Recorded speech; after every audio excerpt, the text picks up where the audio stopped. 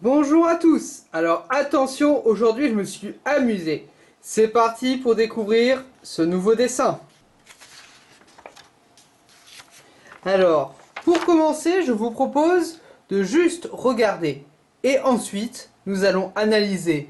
Parce que je me suis bien régalé et j'espère que vous aussi.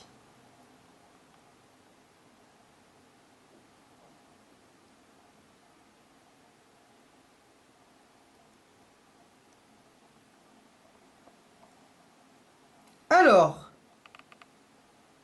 est-ce que vous avez une idée? Je vous laisse 5 secondes pour réfléchir.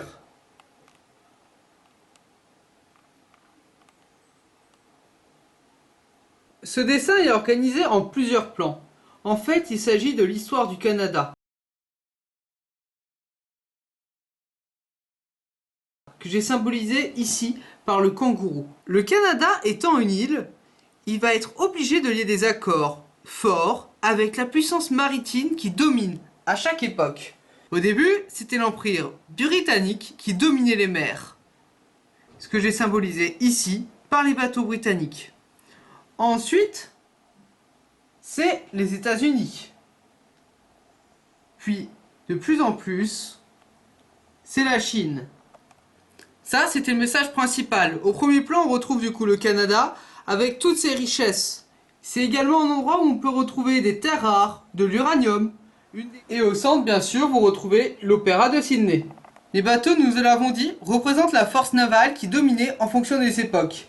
Avec ici le Mayflower, parce que c'est pour la naissance des États-Unis.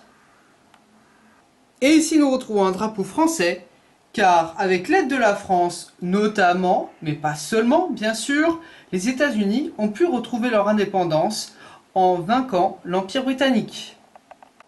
Passons à l'arrière-plan. Alors tout d'abord, vous remarquez tout de suite que j'ai mis les drapeaux de la puissance qui domine en arrière-plan. Donc bien sûr le drapeau du Royaume-Uni avec une calèche et on voit le coq avec la casquette de Napoléon, puisqu'à plusieurs reprises, on a mis des bâtons dans les roues des Anglais, ce qui a permis notamment l'émergence des États-Unis, avec en 1781 et en 1815. Pourquoi? 1815, c'est la première fois que les États-Unis ont une importance à l'échelle mondiale en s'opposant à une puissance telle que l'Empire britannique. Mais heureusement, l'Empire britannique était bien occupé par la France avec Napoléon, et c'est entre guillemets grâce à ceci qu'ils ont pu s'en sortir, même s'il n'y a pas eu de franche victoire entre les États-Unis et l'Angleterre. Enfin, dans le fond, nous retrouvons ici le drapeau chinois. En mer orientale, les tensions sont de plus en plus fortes, avec les îles Paracel, Spratly, notamment Taïwan, qui est revendiquée par la Chine comme lui appartenant, alors qu'elle se revendique comme un pays indépendante. Et les îles Spratly et Paracels sont des endroits où la puissance qui arrivera à les posséder pourra, grâce à sa zone économique exclusive, prétendre posséder tout le bassin.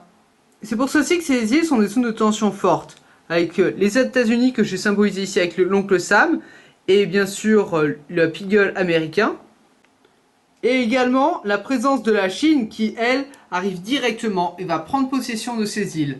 Bien sûr, j'ai représenté le bras de fer entre les USA et la Chine avec le panda, et vous pouvez voir derrière l'accord New Start. Il s'agit d'un accord très particulier. L'accord New Start est un accord entre les USA et la Russie, afin que les deux puissances limitent leur armement, pour pas qu'on ait une course à l'armement. Sauf que la Chine n'a pas signé cet accord. C'est pour ça qu'elle en fait la fête. Pourquoi? Car les deux puissances majeures au niveau de l'armement se sont accordées pour 5 ans à ne pas développer plus leur armement sur une certaine catégorie d'armes. Donc la Chine a 5 ans, elle, pour pouvoir se développer pendant que ses deux concurrents principaux font une pause dans leur développement. Donc la Chine est la grande vainqueur de ces accords, et non la Russie ou les USA. C'est pour ça que Trump a voulu sortir de ces accords, mais Biden les a renouvelés. Et ce, même si la Chine n'en fait pas partie. Autre accord que la Chine aime beaucoup, l'ONU et l'OMS. Pourquoi? Il faut savoir qu'il y a deux Chines, la République de Chine et la République populaire de Chine. La République populaire de Chine, c'est celle qu'on symbolise par ce drapeau, alors que la République de Chine, c'est celle qui est sur l'île de Taïwan. Mais alors, pourquoi à l'ONU, on a la République de Chine qui n'est pas membre de l'ONU? Ou pareil pour l'OMS. Car il a fallu choisir entre ces deux Chines. Eh bien, ça a été voté. Voté par qui? Par tous les pays, notamment les pays africains. Pays africains qui gagnent beaucoup d'argent et qui sont dépendants financièrement de la République populaire de Chine. Autrement dit, grâce au financement que font les États avec les pays africains qui ont besoin de ressources, les pays africains votent pour la puissance qui les finance. C'est grâce à ça notamment que la France n'a pas été sanctionnée pour la guerre en Algérie, car elle aussi possédait beaucoup de pays africains qui ont voté pour éviter que la France soit sanctionnée. Eh bien la Chine, elle fait pareil. Et grâce à ça, elle a interdit à l'ONU et à l'OMS que la République démocratique de Chine fasse partie de ces instances. Et encore pire, l'OMS, comme ne reconnaît pas la République de Chine, elle a refusé d'entendre le discours de la République de Chine, du coup de ceux de Taïwan, qui mettait en garde sur la venue du virus de la Covid-19. Alors que la Chine disait que la Covid-19 ne pouvait pas se propager d'homme en homme et que le danger n'était pas important, Taïwan disait le contraire.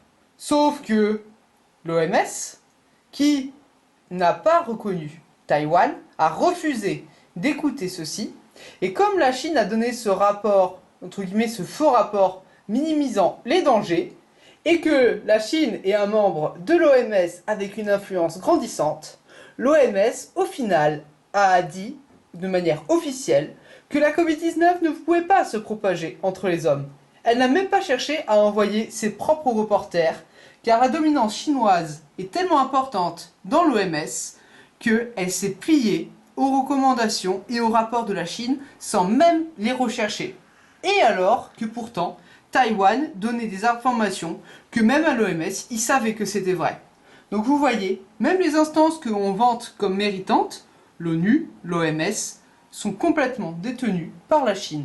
Alors j'exagère mes propos, mais au fur et à mesure, et le fond est vrai, la Chine manigance et détient de plus en plus d'instances. Et comme elle détient les pays africains, toutes les instances où les pays votent, et chaque pays a une voix, eh bien les pays africains sont nombreux, et donc la Chine peut négocier et faire voter de manière officielle les lois qui l'arrangent, car finalement, elle achète les votes. Et pour finir, et oui, encore un dernier détail, pour ceux qui l'avaient remarqué, j'ai mis le Kanzuk. Il s'agirait d'une alliance entre le Canada, l'Australie, le Royaume-Uni. En gros, une sorte de l'Union européenne entre les anciens royaumes de l'Empire britannique. Et ça serait peut-être un moyen de vaincre la dominance chinoise. Parce que le message et la conclusion de ce dessin, c'est que l'Australie sera obligée de se plier à la puissance navale qui domine. Parce que si elle n'accepte pas la Chine, eh bien tous les emplois ou même l'accès à la mer pourraient lui être contraints. Et ça serait tout simplement impossible. L'Australie ne peut que se rapprocher de la Chine, ce qui est fait déjà actuellement. Car la majorité des emplois dépendent directement de la Chine et du commerce qu'elle fait. Voilà, j'espère que ce dessin vous aura plu, autant par les messages que j'ai essayé de passer. Alors je ne suis pas un expert en géopolitique, peut-être que certains d'entre vous auront des choses à me dire, me contrediront, mais justement, ça en est le bienvenu, car le but est de discuter. Discuter politique, peut-être, discuter symbole, encore plus, mais surtout, discuter dessin. Alors sur ce, je vous dis à la prochaine.